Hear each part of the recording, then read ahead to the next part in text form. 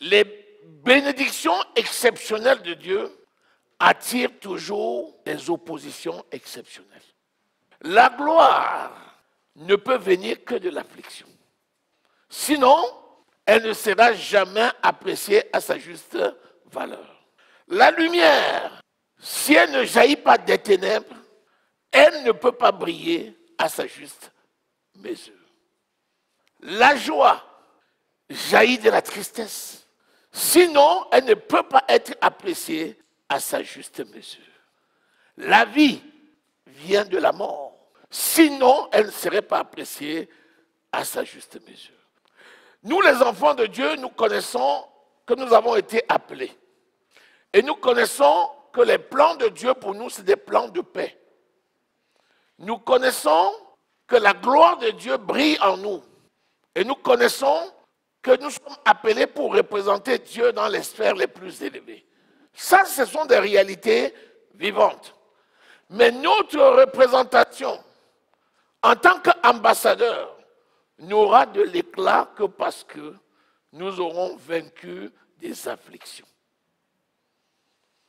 Dis, l'affliction est nécessaire dans ma vie. Dis, l'affliction est nécessaire dans ma vie. Je suis fait pour la gloire. Le chemin de la gloire passe par l'affliction. Mais je suis plus que vainqueur par celui qui m'a aimé, qui m'a choisi et qui m'a appelé. Au nom de Jésus, Amen.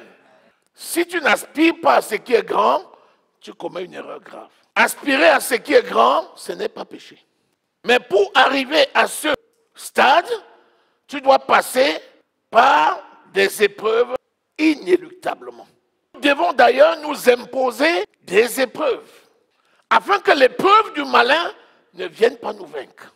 Quelqu'un qui, chez lui, passe le temps à dormir, il va grossir, il sera faible et il va tomber malade. Mais s'il se donne la discipline, après s'être reposé, d'aller faire l'exercice, il va densifier ses muscles, il va devenir fort. Spirituellement, c'est exactement pareil. Tu ne peux pas aspirer à devenir grand dans le Seigneur si tu ne passes pas par les afflictions. Ce n'est pas possible.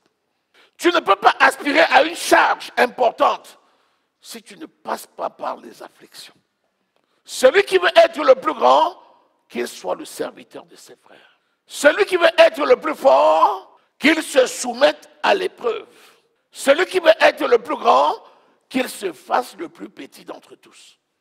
Quelqu'un va me dire, si c'est ça la vie chrétienne, ça ne vaut peut-être pas la peine. Bien sûr que ça vaut la peine. Qui peut manager une équipe si cette personne n'est pas passée par les phases dans lesquelles sont les équipiers? Personne. Avant de donner les cours à quelqu'un, tu es passé toi par là. Quand tu parles, tu sais de quoi tu parles. Avant d'encourager quelqu'un pour dire, fortifie-toi et prends courage, il faut que tu sois toi-même passé par ces épreuves-là. Ça te donne la légitimité pour dire à la personne, fortifie-toi et prends bon courage. Sinon, c'est trop simple de naître avec une clé en or dans un palais, de rester là-bas tous les jours de ta vie et de regarder au travers des persiennes et dire aux gens qui sont dehors sous le froid, oh, soyez fortifiés. Non, Dieu n'a pas voulu que ce soit ainsi et il n'en sera jamais ainsi. 2 Corinthiens au chapitre 4, lisons le verset 17.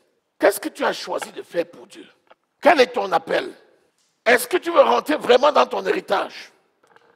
Il va falloir que tu fasses tes classes. Car nos légères afflictions du moment présent produisent pour nous, au-delà de toute mesure, un poids éternel de gloire, parce que nous regardons non point aux choses visibles, mais à celles qui sont invisibles. Car les choses visibles sont passagères et les invisibles sont éternelles. Lis le verset 16. C'est pourquoi nous ne perdons pas courage. Et lors même que notre homme extérieur se détruit, notre homme intérieur se renouvelle de jour en jour. Il y a les afflictions, mais nous ne perdons pas courage. Lorsque l'homme extérieur est confronté aux grandes difficultés, c'est l'homme intérieur qui va maturer de plus en plus. Lorsque spirituellement, tu te retrouves seul face à des défis, parce qu'il manque des bras physiques pour les accomplir, c'est à l'intérieur que la détermination sera de plus en plus forte. Si tu rentres dans une société qui est déjà grande, où tout le monde joue un rôle, mais tout est déjà balisé.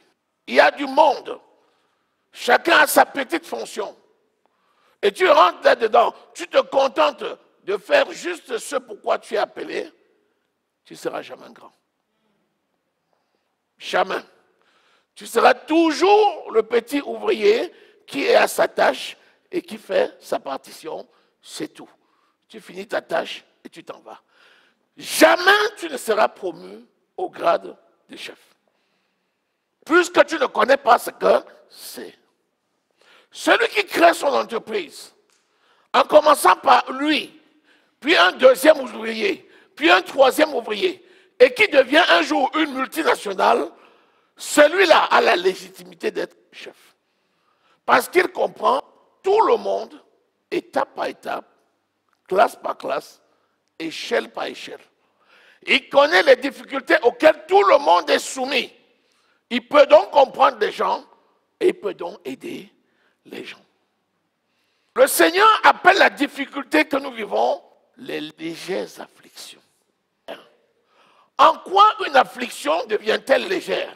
Lorsque l'on la supporte, non en comptant sur ses propres forces, mais en s'appuyant sur l'Éternel et en travaillant pour l'Éternel. C'est lui qui te donne les moyens d'accomplir ta mission et peut donc qualifier cela de légère affliction. Si l'affliction était réellement lourde, tu t'écroulerais sous le poids de l'affliction. Si elle n'est pas légère, on te donne une grosse armoire, on te dit de la porter toute seule. S'il n'y a pas une force qui se met à tenir l'armoire pour te permettre juste de la guider pour aller la positionner, l'armoire va t'écraser. La force qui nous conduit, c'est la force du Saint-Esprit. Nous travaillons par l'Esprit et toute chose que l'Esprit nous dit de faire, l'Esprit nous donne la capacité de le faire. Même si nous sommes seuls à le faire, ça devient une légère affliction. Lorsque nous sommes dans le service du Seigneur, c'est le Saint-Esprit qui est notre force. C'est le Saint-Esprit qui nous amène dans les grands défis, parce qu'il nous a déjà d'office donné la victoire. C'est pourquoi il les appelle les légères afflictions. Lisez bien. Qu'est-ce qu'elles font, ces légères afflictions? Elles produisent. C'est les légères afflictions qui produisent. C'est les légères afflictions qui produisent. Au-delà de toute mesure, un poids éternel de gloire. Ça veut dire quoi? Le résultat n'est même pas mesurable. Tellement il est grand. C'est l'auteur de notre salut, le Saint-Esprit, qui est seul capable d'évaluer l'importance de la gloire que tu as en toi. S'il a la capacité de rendre légère ton affliction, il a aussi la capacité d'apprécier mieux que toi le poids de gloire. Fortifie-toi et aie bon courage. Si tu ne prends pas courage en t'appuyant sur lui, tu as déjà échoué. Tant que tes yeux restent fixés sur lui, tu n'échoueras jamais. Je dis que tu n'échoueras jamais. L'apôtre Paul nous dit qu'il a vécu des douleurs terribles. L'apôtre Paul nous dit, à la fin de sa vie, moi qui suis l'avorton des apôtres, j'ai travaillé plus que tous. Ce qui autrefois était pour moi un gain, je l'ai regardé comme la boue. Mais il explique pourquoi. À cause de l'excellence qui est en Christ. C'est parce qu'il a vu l'excellence qui est en Christ qu'il a pu regarder ce qui autrefois avait de la valeur à ses yeux comme étant la boue. Quand tu vois ce qui est réel, ce qui est virtuel n'a plus d'impact sur ta vie. 2 Corinthiens 11, verset 1er. Je vous ai fiancé à un seul époux, pour vous présenter à Christ comme une vierge pure. Alléluia. Amen. C'est par le Saint-Esprit seul que l'épouse, qui est l'Église, est préparée, afin que lorsque Christ arrive, il trouve la Vierge pure, sans rite, sans tache, sans défaut. Pour que tu puisses jouir de la vie et jouir des résultats de la vie, il faut impérativement que tu endures la souffrance qui est liée au processus. Toute production, c'est le résultat d'un processus. Génération spontanée relève de la magie. Christ veut que la sémence germe, ensuite croisse, ensuite produise, ensuite mûrisse le fruit pour que la récolte ait lieu. Ça s'appelle le cycle de production. Personne, s'il ne respecte le cycle de production, ne peut avoir un produit conforme au cahier de charge. Si tu veux servir Dieu, accepte qu'il te forme. Et pour qu'il te forme, il va t'amener sur la réalité du terrain. Tant que tes yeux n'apprendront pas à voir lui seul au milieu d'une foule, tu ne pourras jamais discerner la foule. Tant que tu n'accepteras pas qu'il te nourrisse de la qualité, de la connaissance pour une production donnée, ta production ne lui sera jamais agréable. Tu es obligé de suivre le processus. Et il ne faut surtout pas griller les étapes. Sinon, tu vas être disqualifié. C'est pourquoi, attachons-nous au Saint-Esprit. Et laissons que le Saint-Esprit nous forme pour devenir des hommes faits à la stature parfaite de Christ. Corinthiens 11, 23 à 28. Sont-ils ministres de Christ? Je parle en homme qui extravage. Je le suis plus encore par les travaux, bien plus par les coups, bien plus par les emprisonnements, bien plus souvent en danger de mort. 5 fois j'ai reçu des Juifs 40 coups, moins 1. Parce que c'était trop facile de dire, on t'a choisi, c'est Dieu qui t'a choisi, c'est Dieu qui a fait de toi l'apôtre Paul. C'est Dieu qui a fait de toi le grand apôtre. Il dit, mon ami, avant de devenir le grand apôtre Paul, j'ai eu ma formation. Tu veux connaître le détail? Il dit, voici la recette. 3 fois j'ai été battu de verge. 40 coups, 3 fois. 1 fois j'ai été lapidé. Une fois, on l'a lapidé carrément. On a pris les cailloux, on tapait sans cibler, ou on tape la tête, le cou, les cailloux, jusqu'à ce que tu meurs. Continue. 3 fois j'ai fait naufrage. Naufrage, ça dit que le bateau a coulé.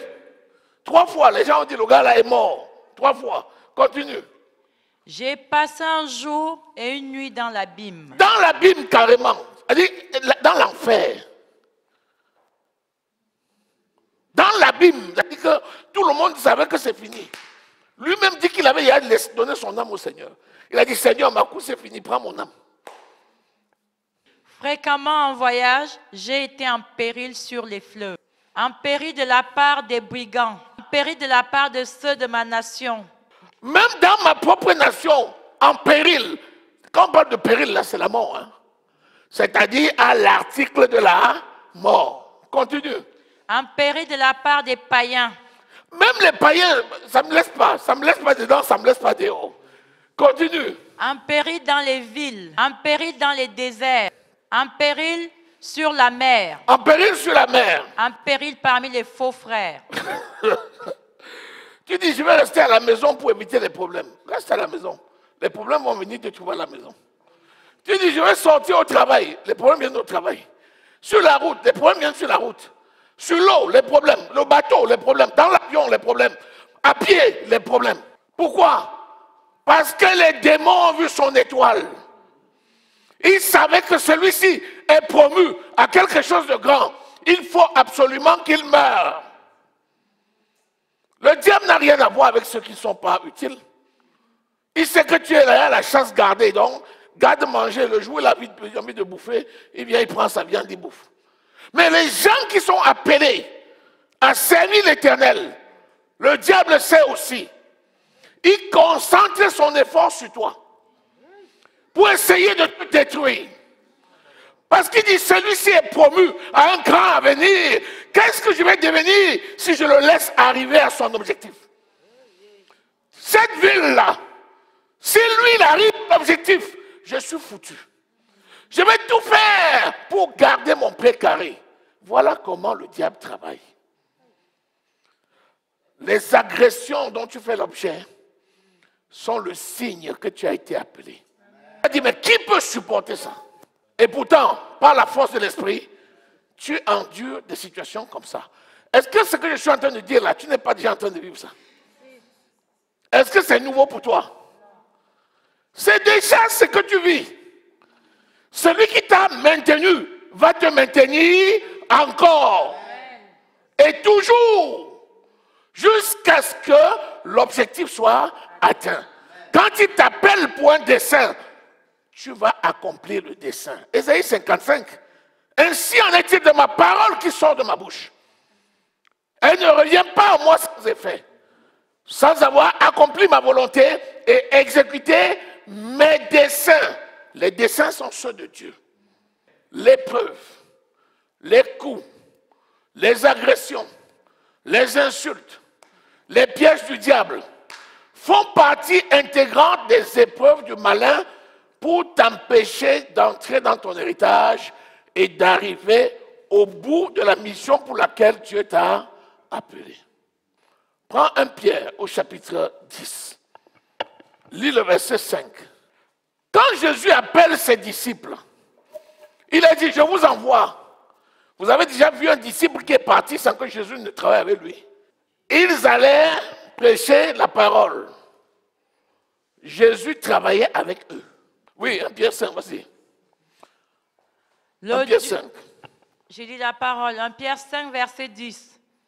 Le Dieu de toute grâce qui vous a appelé en Jésus-Christ à sa gloire éternelle, après que vous aurez souffert un peu de temps, vous perfectionnera lui-même, vous affermira, vous fortifiera, vous rendra inébranlable. La gloire dont on parle est éternelle. Après que vous aurez souffert un peu de temps, ta notion de temps n'est pas forcément celle du Seigneur. La Bible dit que pour le Seigneur, un jour est comme 1000 ans et 1000 ans comme un jour. Ce que tu peux voir trop important peut être trop petit pour le Seigneur. Ce que tu vois très peu peut être beaucoup pour le Seigneur. Le Seigneur peut te préparer pour une œuvre de gloire pendant 9 ans. Et en un mois, il peut te faire accomplir quelque chose que quelqu'un d'autre n'a pas accompli pendant 10 ans. Il vous perfectionnera. Ça veut dire que l'Esprit va t'amener à réaliser quelque chose à la stature de Christ. Des choses que Christ même n'a pas fait sur cette terre, il va faire par tes mains. Lui-même, quand tu veux réaliser une grande chose, c'est pour qui? C'est pour le Seigneur ou c'est pour toi? Si c'est pour le Seigneur, il faut que ça ressemble au Seigneur. Ce n'est pas de l'approximation, ce n'est pas de l'à peu près. C'est à la hauteur de Christ. C'est pour ça qu'il dit qu'il perfectionnera lui-même. Quand tu fais un travail de précision, tu requiers quoi? La concentration. Attention. Rappelez-vous quand le Seigneur a demandé à Noé de faire l'arche. Est-ce qu'il y a un détail qui manquait? C'était d'une précision au-delà de la mathématique. Même les cartésiens n'étaient pas capables de le définir comme ça. Chaque chose était définie avec une précision.